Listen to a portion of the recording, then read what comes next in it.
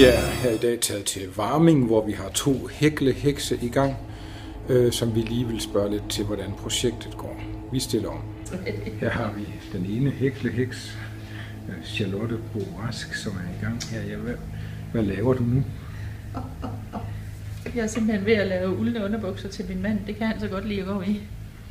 Vi skal lige have mikrofonen frem. Hvad siger du? Jeg er ved at lave nogle dejlige bløde uldne underbukser med lodden rang til min mand. Det kan han så godt lide at gå i.